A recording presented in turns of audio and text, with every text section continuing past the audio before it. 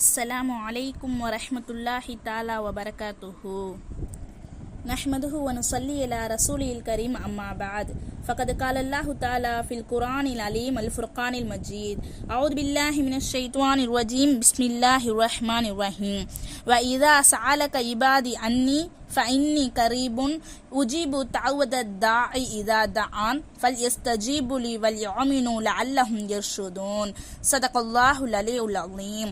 அளவற்ற அருளாளனும் நிகரற்ற அன்புடையனுமாகிய அல்லாஹின் மாபெரும் கிருபையாலும் சாந்தியும் சமாதானமாகிய சத்திய தூதர் எம்பெருமானார் முஹம்மது நபி ஸல்லல்லாஹு அலைஹி வஸல்லம் அவர்களின் மீதும் அன்னாரின் அடிச்சுவடிகளை அப்படியே பின்பற்றி வாழ்ந்து மரணித்த உத்தம சத்திய சஹாபாக்களின் மீதும் தாபீன்கள் மீதும் தாபீன்கள் மீதும் குறிப்பாக இங்கு அமர்ந்திருக்கும் நம் அனைவரின் மீதும் அல்லாஹ்வின் அன்பும் அருளும் என்றென்று நின்று நிலவட்டுமாக.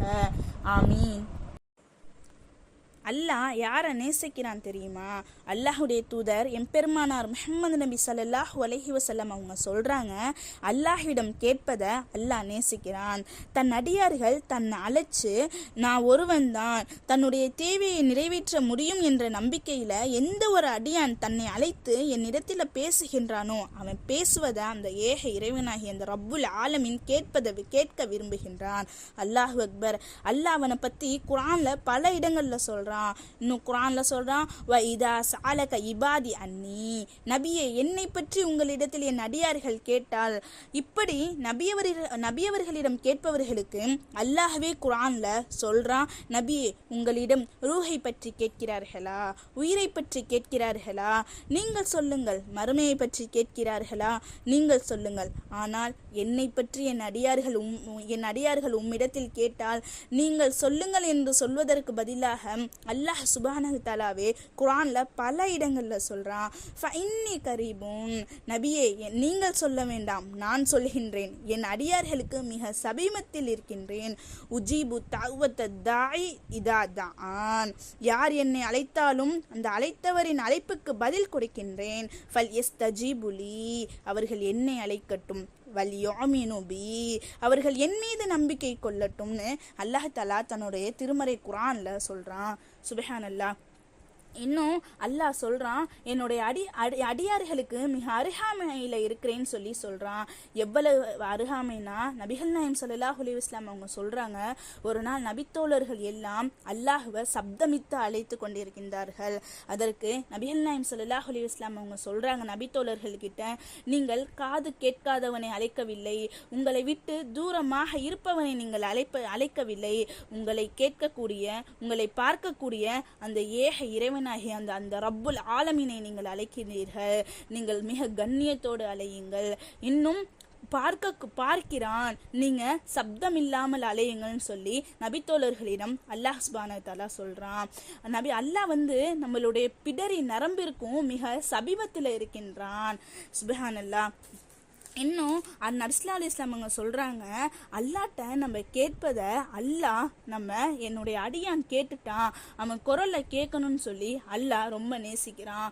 ஒரு நாள் நபிகள் நாயகம் ஸல்லல்லாஹு அலைஹி வஸல்லம் அவங்க அப்பாஸ் ரலியல்லாஹு அன்ஹு அவங்க கிட்ட, சிறுவனே உனக்கு நான் சிறு வார்த்தைகளை கற்றுத்தருகிறேன்னு சொல்றாங்க. நீ அல்லாஹ்வை பாதுகார், அல்லாஹ் உன்னை பாதுகாப்பான். நீ அல்லாஹ்விடம் எல்லாமே கேளு, அல்லாஹ் உனக்கு தருவான். அல்லாஹ்விடம் நீ உதவி கேளு, அல்லாஹ் உனக்கு உதவி செய்வான். இந்த உலகத்துல நமக்கு மனிதர்கள் ஒரு நலவை நாடுனாங்கன்னா அது அந்த அல்லாஹ் நாடினாதான் அந்த நலவை அந்த மனிதர்கள் செய்ய முடியும்.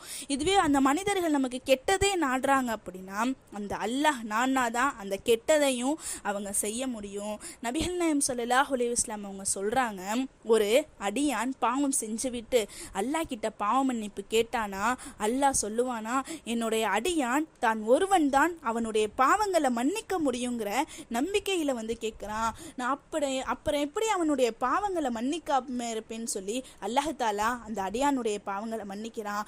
திரும்ப பாவம் செய்து விட்டு போறானா அப்பயும் அல்லாஹ் தஆலா அப்படிதான் சொல்றான், பிறகு போறானா, பிறகு நான் மன்னிக்கிறேன்னு சொல்றான். இதுவே நம்ம மனிதர்களிடம் ஒன்று கேட்டோம்னா நம்மளை விட்டு தூரமாயிருவாங்க, நம்மளை ஒதுக்கிடுவாங்க, நம்மளை கண்டுக்க கூட மாட்டாங்க. ஆனா அந்த ஏக இறைவனாகிய அல்லாஹ் கிட்ட நம்ம ஒன்று கேட்டோம்னா அல்லாஹ் நம்மளை விரட்டவும் மாட்டான், ஒதுக்கவும் மாட்டான். நம்ம சொன்ன சொல்லுக்கு, நம்ம கேட்டதுக்கு அவன் பதில் கொடுக்காம இருக்க மாட்டான். இன்னும் அல்லாஹ் தாலா ரமலான் மாதத்துல மட்டும் முதல் வானத்துல இரவுல இறங்க மாட்டான். ஒவ்வொரு இரவுலையும் அவன் முதல் வானத்துல இறங்கி என்னுடைய அடியார்களுக்கு எதுவும் தேவை இருக்கிறதா, எதுவும் தேவைகள் உண்டா, அவர்கள் பாவ மன்னிப்பு கேட்கிறார்களா, நான் மன்னிக்கிறேன், அவர்களுக்கு எதுவும் தேவைகள் இருக்கின்றதா, நான் அதை நிறைவேற்றுகிறேன் சொல்லி ஒவ்வொரு இரவும் முதல் வானத்துல அல்லாஹ் சுப்ஹானஹு வ தஆலா இப்படி கேட்கின்றான். எந்த ஒரு அடியான் அல்லாஹ் அழைத்தாலும் அல்லாஹ் பதில் கொடுக்காமல் இல்லை, தேவைக்காக அழைக்கிறான். அது சிறந்ததாக இருந்தா அல்லாஹ் தாலா இந்த உலகத்திலே கொடுத்துருவான். அது அந்த அடியானுக்கு சிறந்தது இல்லைண்டா அல்லாஹ் தாலா அதை மறுமை வரையும் நன்மைக்காகவே வச்சுக்கிட்டு நாளை மறுமையில அவன் கேட்டதை விட ரெட்டிப்பாக தான் கொடுப்பான். சுப்ஹானஹு வ தஆலா எல்லா நபிமார்களும் அல்லாஹ் அழைச்சிருக்காங்க. நபி ஆதம் அலைஹிஸ்ஸலாம் அவர்கள் அழைத்திருக்கிறார்கள், நபி ஈசா அலைஹிஸ்ஸலாம் அவர்கள் அழைத்திருக்கிறார்கள், நபி மூசா அலைஹிஸ்ஸலாம் அவர்கள் அழைத்திருக்கிறார்கள், நபி யூனுஸ் அலைஹிஸ்ஸலாம் அவர்கள் அழைத்திருக்கிறார்கள். ஏன் நமது எம்பெருமானார் முஹம்மது நபி ஸல்லல்லாஹு அலைஹி வஸல்லம் அவர்கள் வாழ்நாள் முழுக்க அல்லாஹ் அழைத்திருக்கிறார்கள். இது மாதிரி தான் இதை குறித்து ஒரு சம்பவம். நபிகள் நாயகம் ஸல்லல்லாஹு அலைஹி வஸல்லம் அவங்களோட நபித்தோழர்கள் 300க்கும் சொச்சமான நபித்தோழர்கள் இருக்கிறாங்க. அவங்க எதிர்ப்படையை 1000 பேர் இருக்காங்க. அந்த பத்ருடைய காலத்தில் அந்த முஷ்ரிக்குடைய கூட்டத்தை பார்த்த உடனேயுமே நபிகள் நாயகம் ஸல்லல்லாஹு அலைஹி வஸல்லம் அவங்க கிப்லாவை முன்னோக்கி இருகரம் ஏந்துகிறாங்க. நீ கொடுத்த வாக்கை நிறைவேற்றக்கூடியவன், நீ இந்த சமூகத்தை அழிச்சிட்டனா இதற்கு பின்னாடி வணங்கக்கூடியவர் ஒருவரும் இல்லை சொல்லி இருகரம் ஏந்தி அவர்கள் துவா கேட்டுக்கொண்டே இருக்கிறார்கள். அவர் அல்லாஹ் அழைத்து இருக்கும்போது அவர்களுடைய மேலாடை கீழே விழுந்துகிறது. உடனே அந்த நபித்தோழர்களுடைய தோழர், நபியினுடைய தோழர் அபூபக்கர் சித்திக் ரலியல்லாஹு அன்ஹு அவங்க அந்த மேலாடையை எடுத்து போத்தியவனும் சொல்றாங்க, அல்லாஹ் கொடுத்த வாக்க நிறைவேற்றக்கூடியவன், நம்மளை ஒருபோதுமே கைவிட மாட்டான். அல்லாஹின் தூதரே ஹஸ்புக்க, போதும், நீங்க அல்லாஹ்வை அலையுங்கள், அல்லாஹிடம் கேளுங்க. இந்த உலகத்துல நம்ம வாழும்போது மனிதர்களிடம் ஒன்று கேட்டு அவர்கள் செய்யவில்லைன்னோ, இன்னும் மனிதர்கள் நம்ம சொல்வதை கேட்கலன்னு சொல்லி நம்ம சிரமமும் பட வேணாம், எந்த ஒரு கஷ்டமும் பட வேண்டாம். நம்மளை படைச்ச அந்த ஏக இறைவன் கிட்ட நம்ம எது கேட்டாலுமே அந்த அல்லாஹ் சுப்ஹானஹு வ தஆலா நமக்கு வாரி வாரி வழங்குறான். சுப்ஹானல்லாஹ்.